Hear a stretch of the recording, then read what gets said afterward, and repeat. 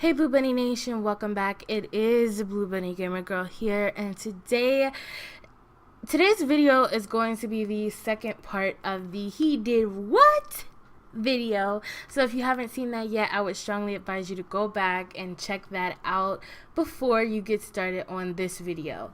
And yes, on my gun that I used, my first class, it does say that fire though, so in case you didn't know, my enforcer says Blue Bunny too. So I don't know, I just tried to put that on every gun that I have because I don't know, I like matching. But so in the last video we already established the argument that I had between my dad and I, why we fought, and now I guess it's time to tell you guys what happened after the fight.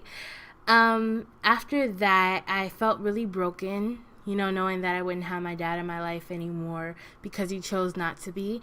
But the bright side is I always have my mom there for me. She was a very, very awesome support system for me. So I really didn't dwell on that too much. But thankfully, I did call my grandmother a few months, like about 5 months after our argument, and we started talking again. I didn't go over to our house for a while, but we did establish some conversations, and everything was fine for a while until one day I stood up and I said, I want to go see my grandma today. And my mom was like, are you sure? And I'm like, yeah, I want to go see her. I want to go check on her. I miss her. It's been about a year now, and I haven't seen her. I haven't I haven't talked to dad. I haven't seen him in almost a year, and so I just want to go over and check on grandma. And my mom was like, there's a chance that your dad may be there. How are you going to handle that?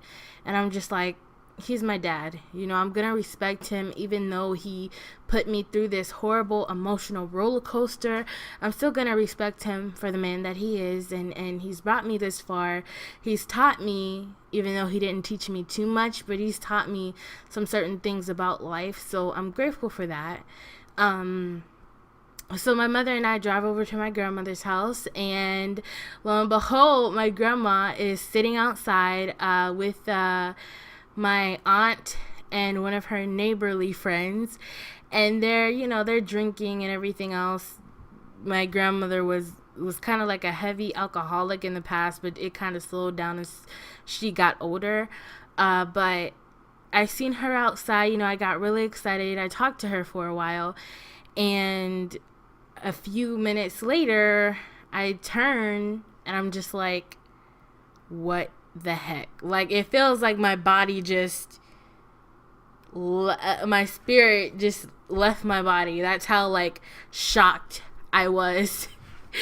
As I stood there and I looked at the man that I started to detach myself from, which is my dad, I was kind of really empty, but I don't know why. For some reason, I started crying really, really bad, and I hugged him.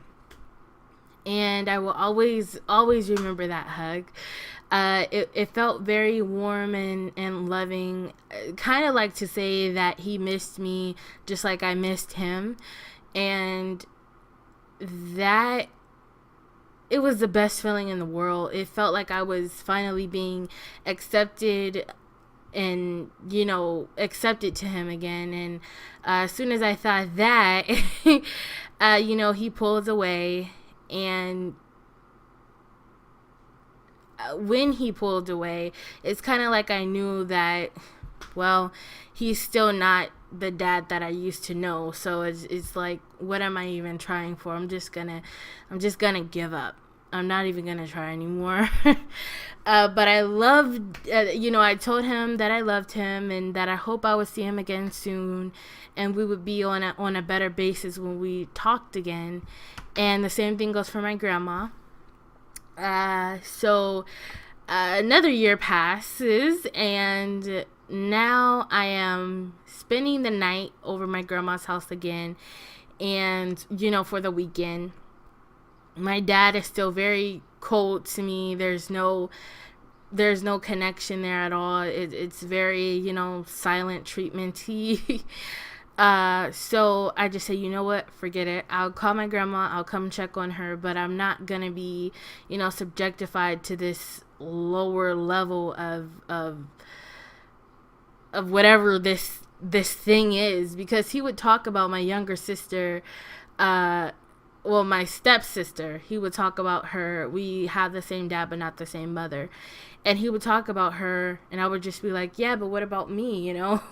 I'm right here. You're just gonna talk about, like I'm not here, and pretend like, oh, well, I'm gonna go do this with her, and I'm gonna go, and we're gonna go to the park today, and we're gonna do this. And I'm just like, he's really talking about what he's going to do with her while I'm like standing right in the room.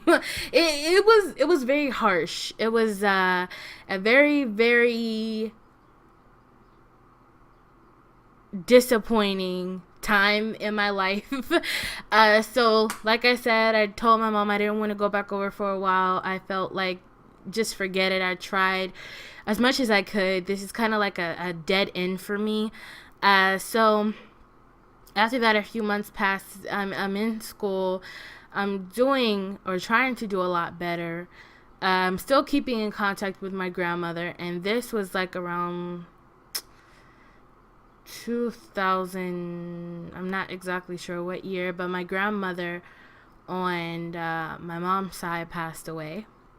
And I wasn't really that close to her, but I did get to see her every once in a while. So knowing that she passed away, it really hurt me. And then the following, after my grandmother on my mom's side passed away, it just followed with my grandpa on my mom's side, and then my great grandmother on my mom's side. It happened in like a group of 3, and it hit everybody very, very hard, and we all couldn't believe it. So, my mom tried to comfort me and make me feel better, but, I really felt like I wanted to go see my grandma. Like a month after everything had settled down, I wanted to go see my grandmother on my father's side and, talk to her. And I go into my dad's room to check on him and see where he's at. And,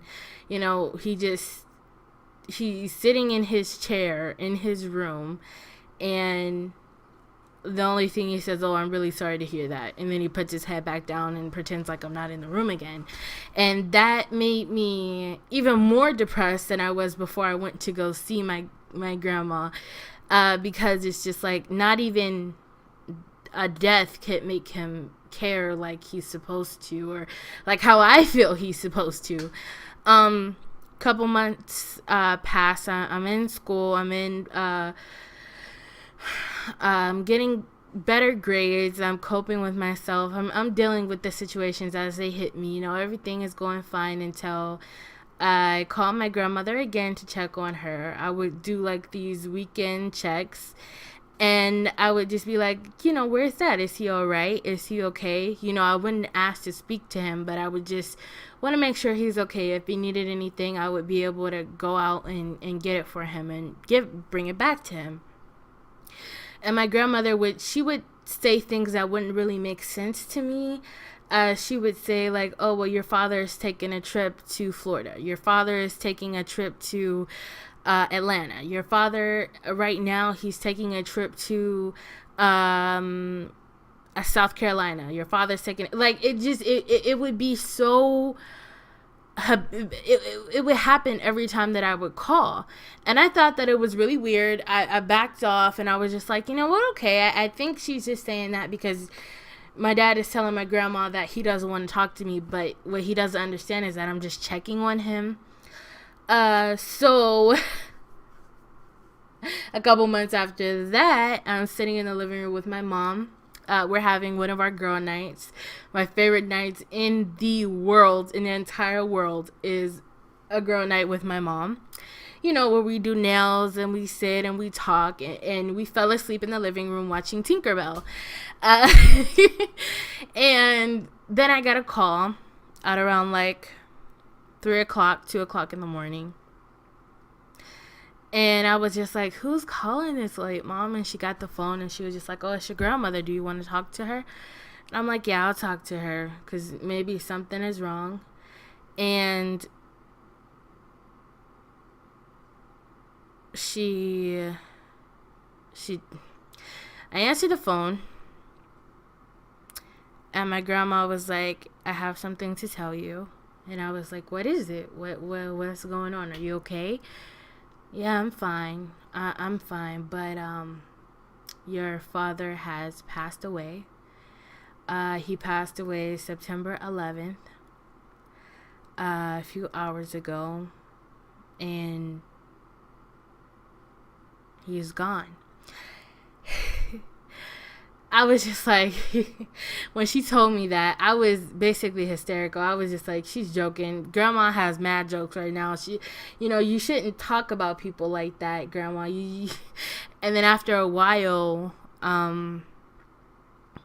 there was her voice wasn't sad. That's why I thought it was a joke. It wasn't, I didn't hear her crying at all. She was talking to me like how I'm talking to you guys, but in this type of like not in that type of voice, but she was just talking to me like, this is what happened, and there's nothing we can do about it. And as I'm sitting there on the phone, I passed the phone to my mom, and I'm like, Mom, Grandma just told me that Dad is dead. And she's like, she was in disbelief too. She was hurt just like I was, because in reality that was kind of like her first love, and her that's just who he was. After hearing that news, I ran outside and I screamed to the top of my lungs, and I cried for hours on end. I cried so bad.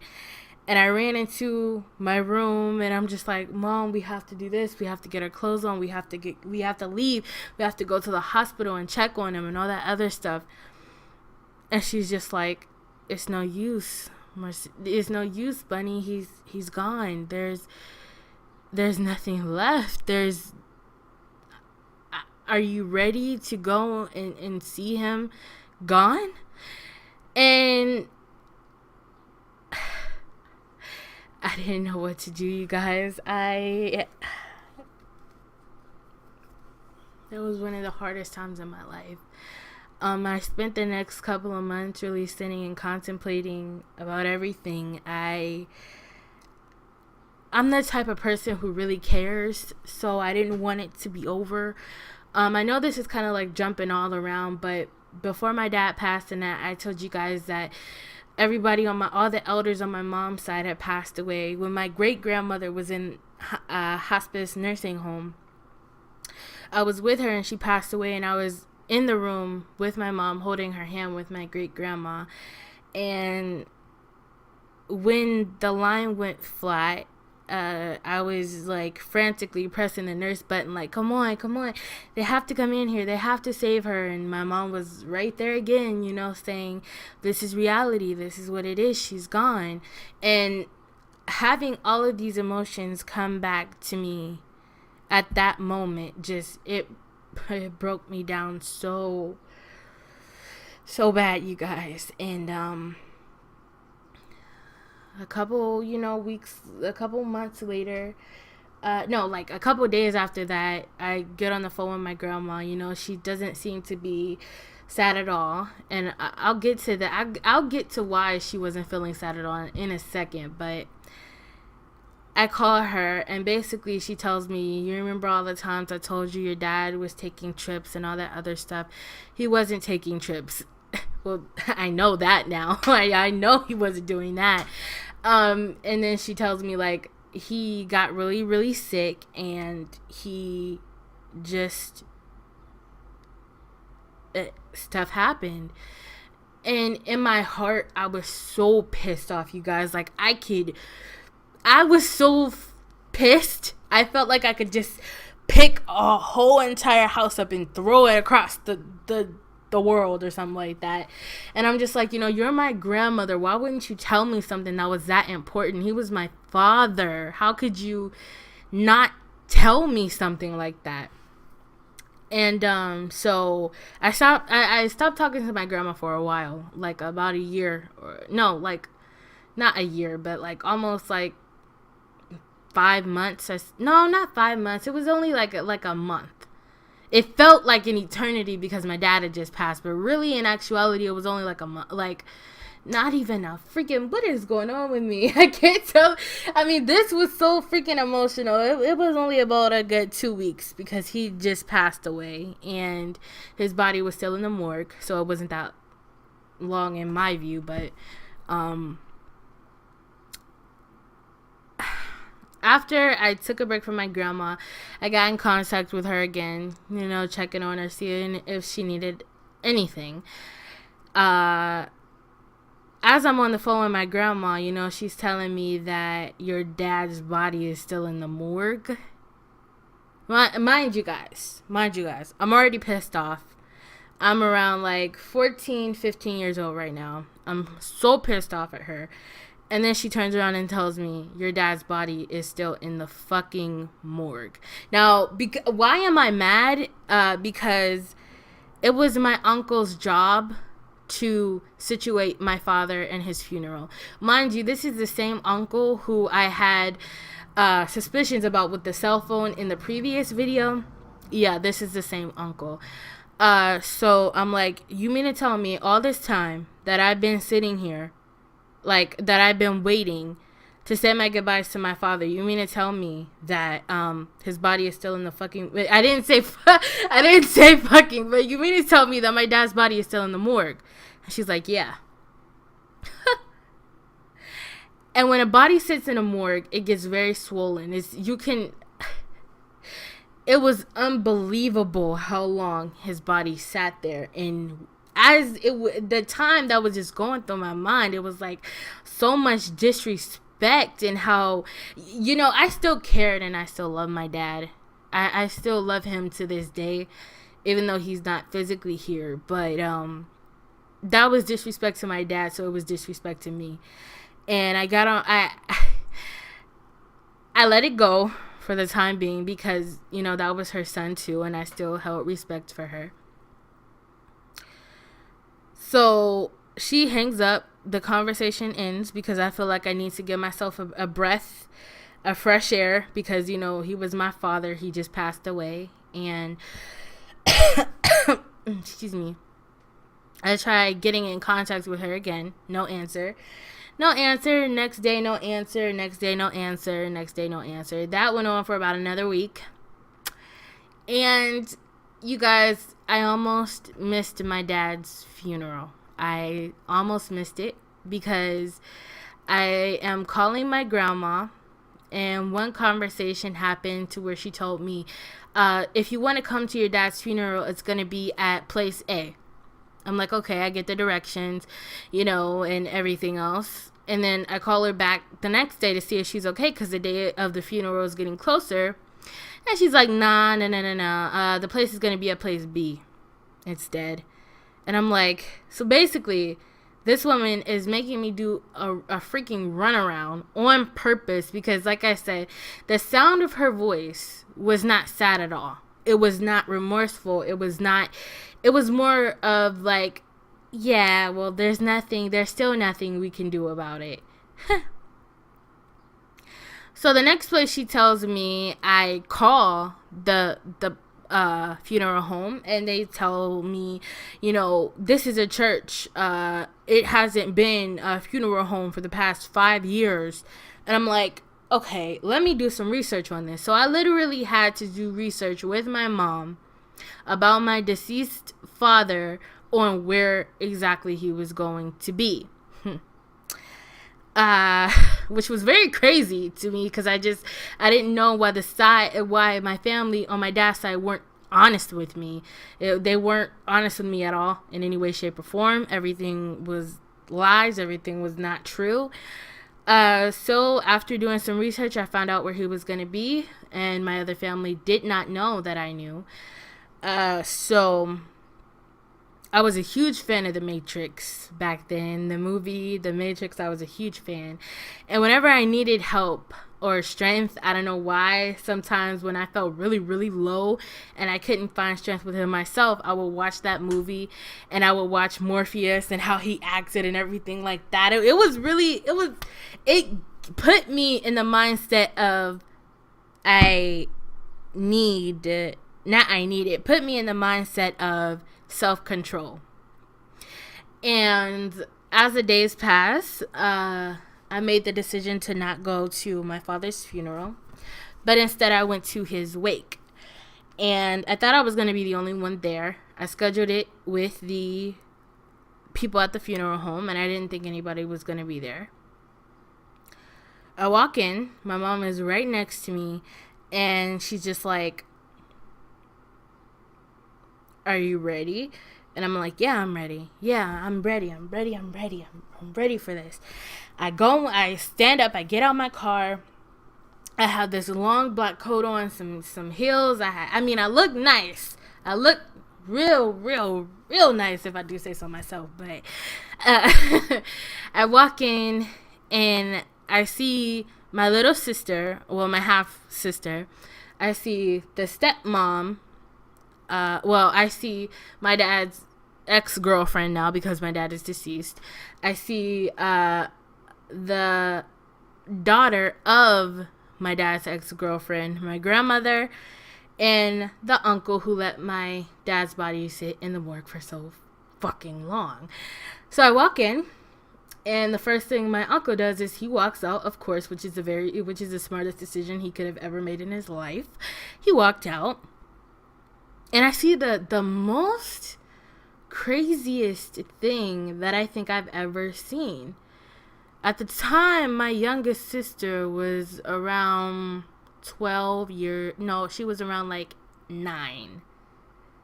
So she knew exactly what happened. She knew everything. She seen our dad in the casket before I even got there. And,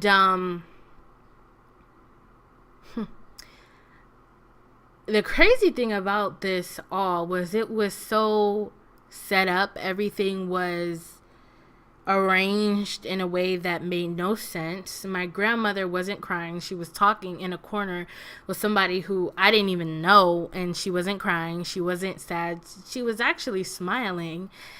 And I look at my little sister, and she's skipping around the funeral room like it ain't nothing. Now, being that young, if I know it took me so many days after to pull myself together to even walk out of my house after really realizing that my dad had passed away, for my youngest sister to not need the comfort and the support, but yet she's skipping around my father's casket like this is some type of a joke. This is some type of fun circus or whatever. It blew my mind away. It took my breath away, honestly. But I ignored that. I walked up to his casket, and I had this little son. And then I had a key. It was like little jewels that go onto a necklace. I had a son and a key. And my dad did not look anything like himself. He looked the total opposite. He looked like a man that I've never even seen before. That's how long his body sat in the morgue. It was pretty horrendous. I was so pissed off, you guys. It's like, anyway, so I have this son, and I have this key, and I put the son under my dad's suit, and I say my goodbyes, and I put the key into my pocket. And to this day, I still have the key, and he still has a son. And for me, that symbolized at the time no matter how our argument went, no matter how our argument was over something so petty, and you were so close-minded to the point where all of this stuff unfolded for no reason, but you are still my father, and I still love you, and I still respect you. And even though you're gone now, you are still the son in my life, and that's just, you still hold the key to my smile, basically. That's what the sun and the key meant. It was very symbolic for me at the time. So I didn't go to the funeral because my mother was just like, I'm not taking you. And the reason why she said that is because my mental state, you guys, at the time, it was so shot. I could hardly do and deal with certain regular issues without becoming sick and all that other stuff, like nauseous and all that other stuff. So she was just like, I'm not gonna take you because you would have to see your dad, the casket closed, and all that other stuff. And you've been through all the elders on, well, I'm talking in my mom's point of view to me. You've been through all the deaths of the elders of my family, and now it's just like you have to see your father lowered into the ground, and when that casket closes, you'll never be able to see him again. And that is something that's going to be marked in your brain forever. And whenever you think of your father, if you go to that funeral, you will think of every single memory being closed, and when that's not true at all, because your father lives with you every day. Look at the key that you have. He holds the key to your smile. So do you really want to go to this funeral? Not only that, but you're going to get into some fights with the people that are there because they're all fake. And it was a lot to take in at the time, but I believed her. I was like, I'm not trying to go to jail. I'm not trying to get arrested. I'm not trying to, have a fight and everybody be popping off at my dad's funeral. So I'm going to keep it fully 100% respect. So I didn't go. And to this day, I don't have a mindset when I think of my dad as something that is closed. It's more like open, like a wide field of pasture or grass that's just having all these possibilities for my mind to go to. It's like open. My mind is open instead of closed. And I felt like if I would have went to my dad's funeral, it would have took me all the way back to our last argument, and I would have been upset because everybody was crying. But when I went to his wake, it was just like it was him and I. Nobody else was in the room. I disregarded everything that my sister was doing, my grandma was doing, my dad's ex-girlfriend. It was just him and I. And I honestly felt like I walked away with release. I released all the dislike and the anger that was between the both of us. The next day, my mom takes me on a trip to Washington, D.C., you guys. And she drove 6 hours to 6 hours back. We looked at Howard University. Everything was good. The drive was cool. We got a rental car. We got all this good stuff. It was amazing. It was really cool. And we came back, and I'm getting all this information from people. And at first I was kind of mad because, I just had the funnest time ever. And you mean to tell me I got to come back to all of this junk? But I was still cool with it anyway because it was the truth, But basically, my grandmother is telling me that she has no one. And she's telling me that she's so mad at my dad's ex-girlfriend because she killed him. And I was like, Grandma, what are you talking about? What do you mean she killed him? What are you talking about? And she comes to me and, well, not comes to me, but she says on the phone that, as I'm talking to her at this funeral, she's telling me and going through the story of what happened. And I'm like, okay, tell me what happened. What we're doing? And she was like, well, she made tacos for them that night. It was my dad, the daughter, and my half sister. And for some reason, my dad started to feel sick. and he started throwing up in the toilet. Throwing up in the bathroom. And he's telling her, which is my dad's ex-girlfriend at the time, my dad is telling his ex-girlfriend to call 911. Please, like, he's literally begging her to call 911. But the ex-girlfriend of my dad was just so afraid and so timid to not know what to do. So she was telling him, you'll be fine. You'll be okay. You'll be all right. And as my grandmother is telling me this, anger is just starting to build up and build up and build up and build up. And then eventually my dad is laying on the bathroom floor, foaming at the mouth, and he crawls to the living room, and he's just like, begging his ex-girlfriend to call the ambulance. He's begging her, to call the ambulance, and she's not doing anything, nothing at all. But then when it's too late and he's about to die, she calls the ambulance. And my little sister was there at the time, my half sister, and the ex-girlfriend of my dad's daughter, my dad's ex-girlfriend's daughter was there too. 3 people in the house, you guys, and nobody called 911 before it was too late. So the ambulance is there, and he's basically on his last words. And as they're on the ride to the hospital in the ambulance, he's still foaming. He's still, he's going under, basically in a coma state. And they go to the hospital, and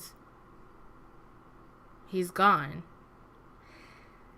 My grandmother is telling me this story and everything. I'm quiet the entire time. And she tells me, she went there to see my dad. Mind you, she called me after, not before. But my grandmother called me after everybody else in the family knew. Everybody else knew but me. And I was his daughter. She tells me that she went and she looked at him. And as, they're taking all this stuff away because she got there kind of late. After they are taking the things out the room, and he's basically still laying on the bed, she tells me that all of his pockets are empty. There's no ID in his wallet. There's no money in his wallet. All of his information that's supposed to be in his wallet for identification is gone. It's no longer there. And in the back of my mind, I'm going, okay, so my grandma is seeing her deceased son laying on a hospital bed, and the first thing she does is go to his wallet.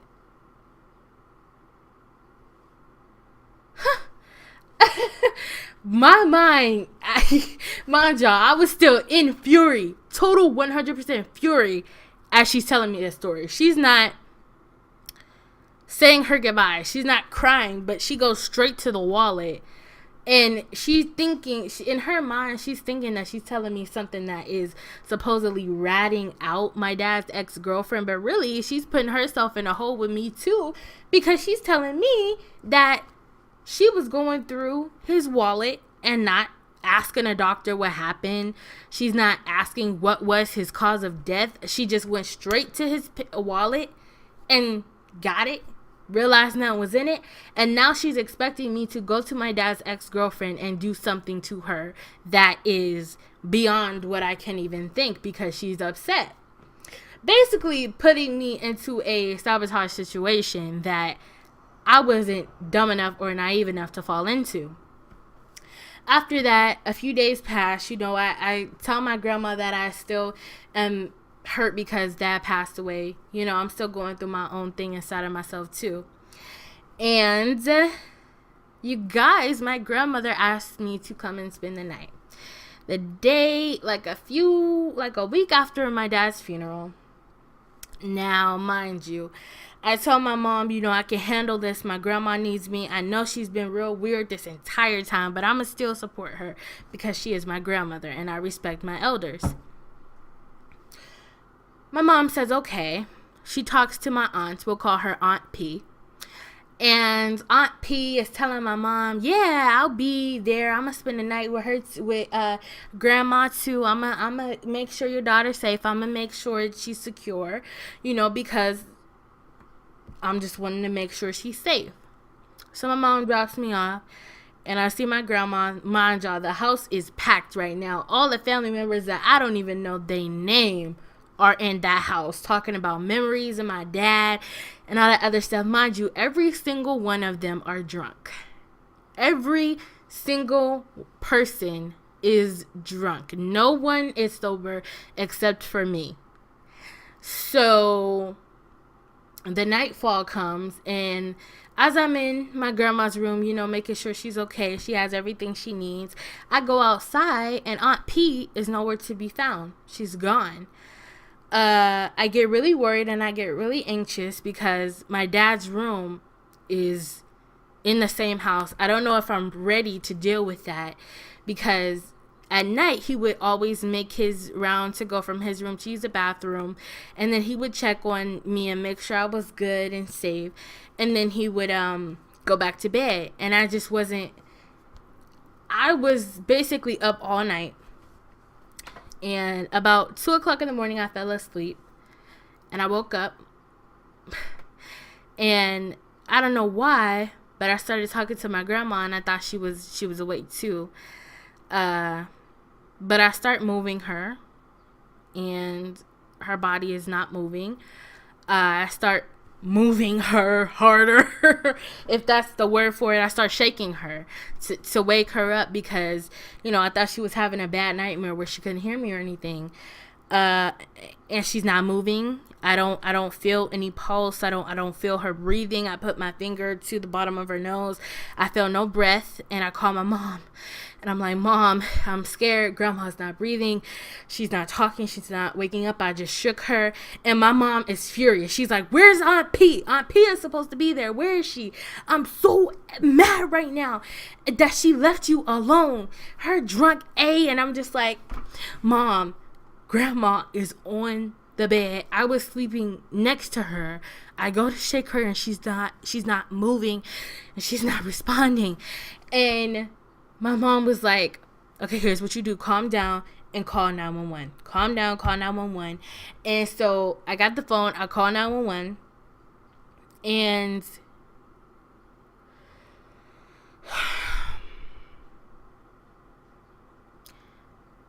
they answer, of course, 911 answered. They pick up and they say, what's your emergency? I give them the address.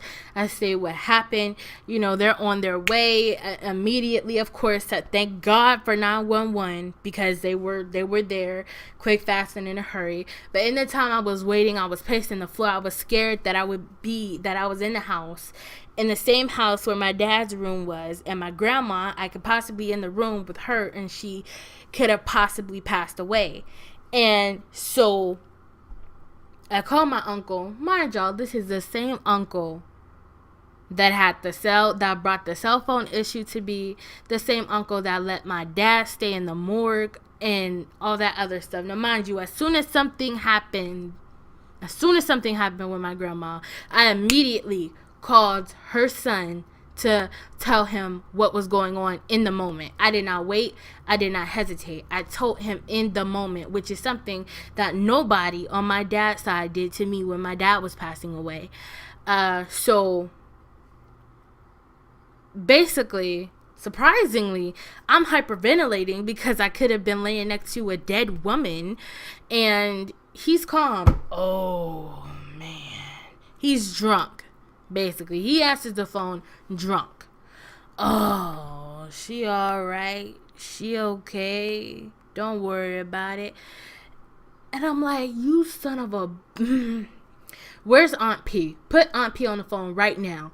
Oh, she went back home.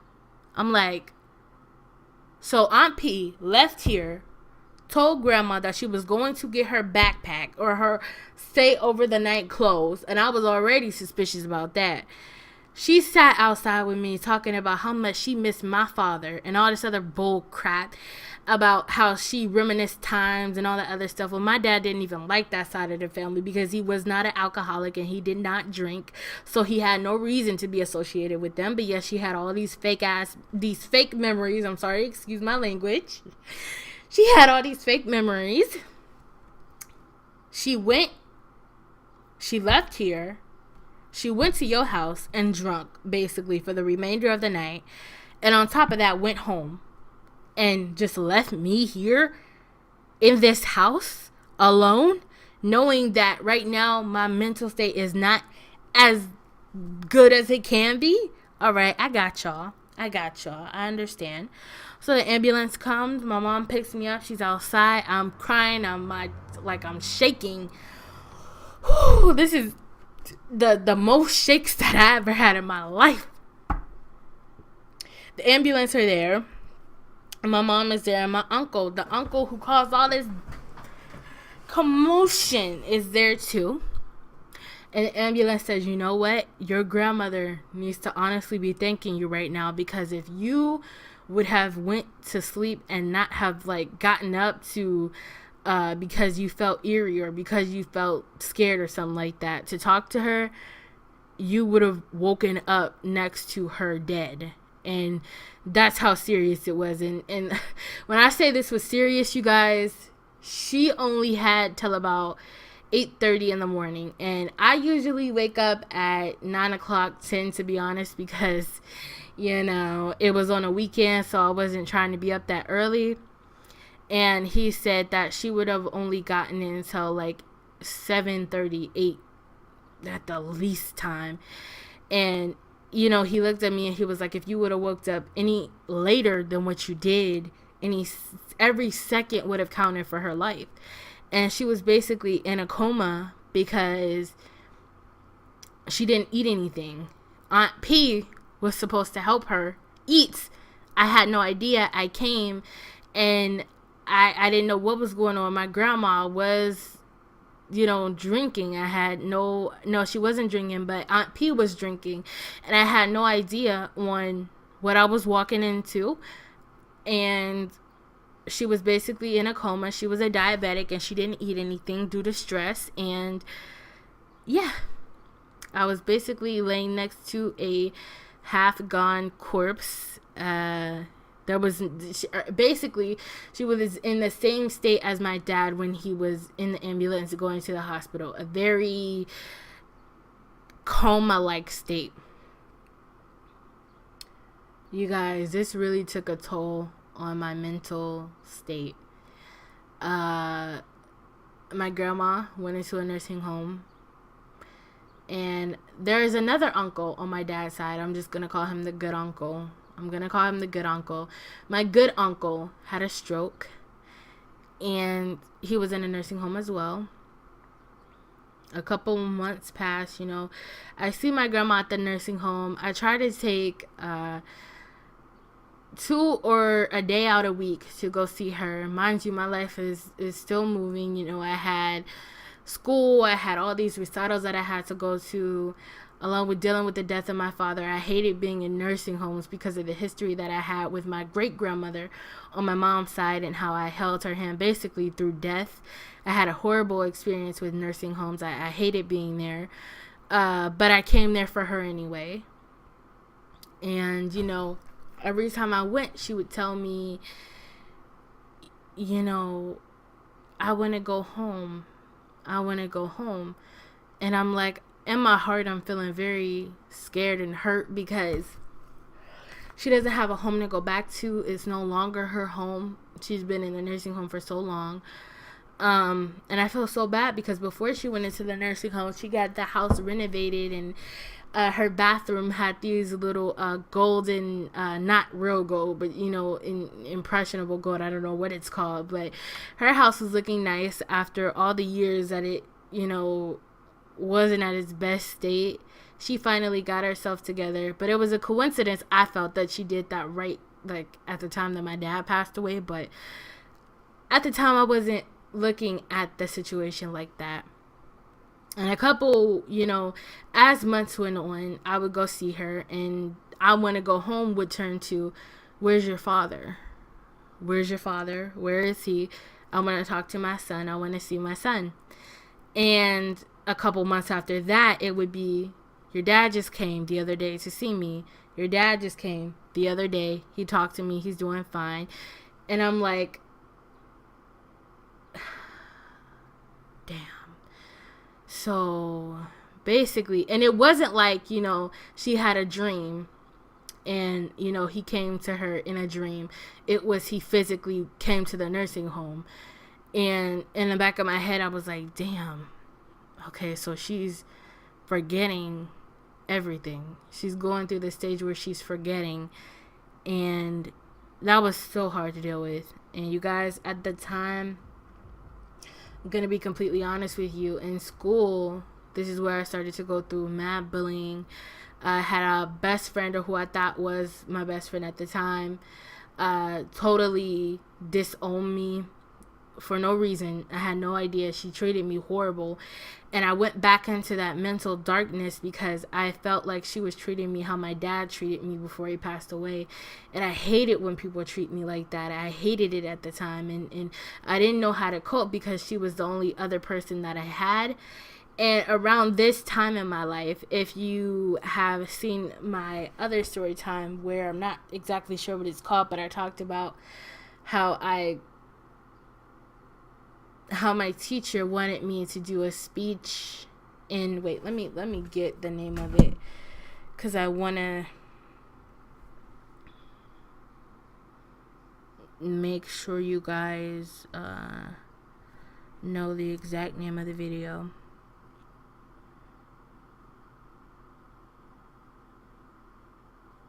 Most embarrassing moment of my life. In that video, I talked about, if you haven't seen that video, I suggest you go back and watch it.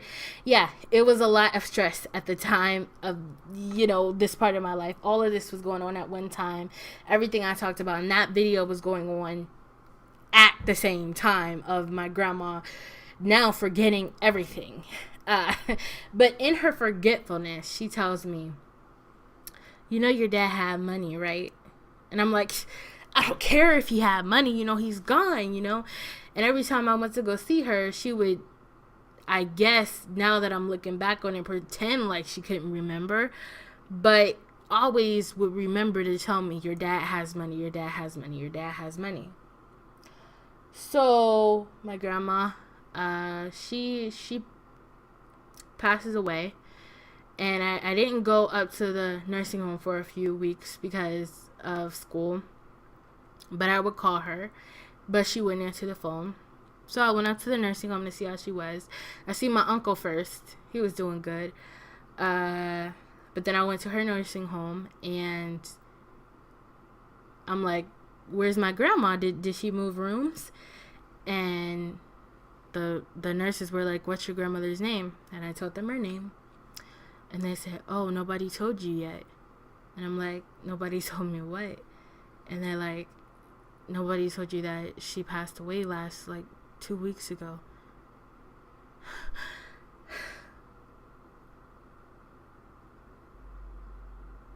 And I was so mad because, of course, nobody let me know. Nobody told me that she had passed away.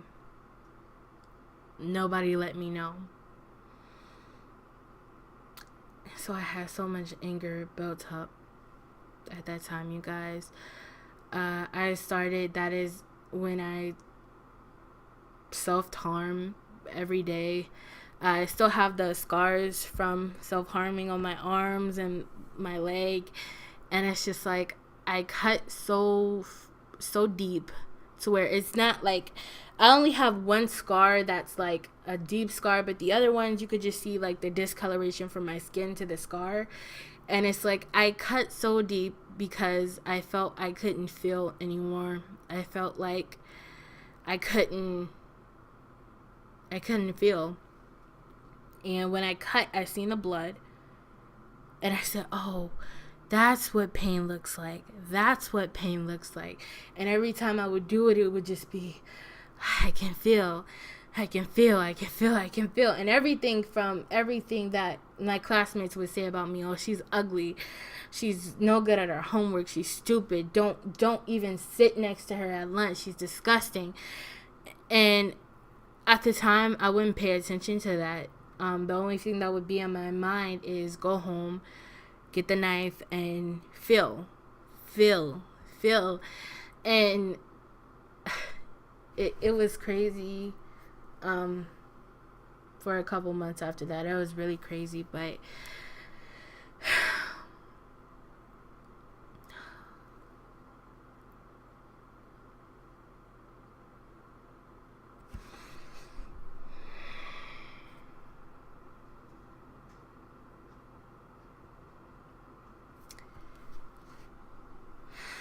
I'm trying to tell you guys these stories in the order that they happened, so I could tell you the most recent things in my life that is going on now, because things are still happening.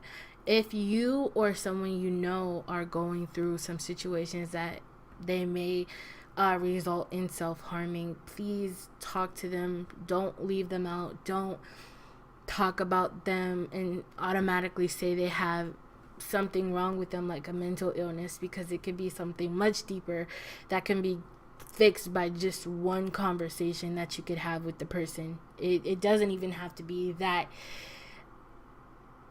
much of an intimate conversation with the person. It just could be you're beautiful today, you look very nice today, or you look handsome today, I like your hair color today. It could just, those couple words of a compliment could really brighten somebody's day. At the time, I didn't have anybody to talk to.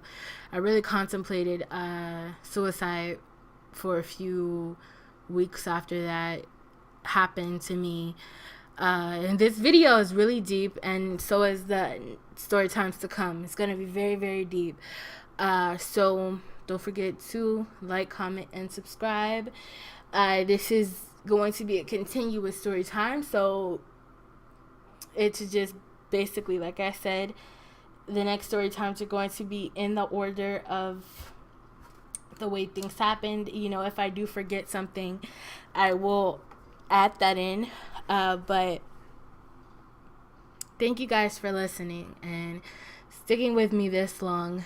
This is a very big stress relief for me. It takes so much off my chest because I didn't talk about my self-harming issues for many, many years, and nobody knew.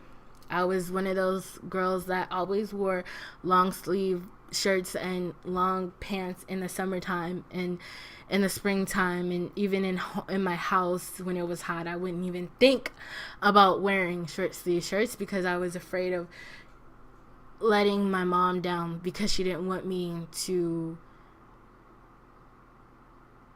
I guess, do that. And then people around me would make fun of me. When they would see my scars, they would just say that I wanted attention, when that wasn't it at all. It was something totally different. So like I said, if you are one of my viewers and you are going through some things in life, comment down below and I will get in touch with you and we can have a conversation. We can play it out together in Call of Duty or any game you want, just to release the stress and the anger or the anxiety that you may be dealing with. And until next time, you guys, Blue Bunny Nation lives forever. Thank you so much, and see you next time. Or talk to you next time. I'm sorry.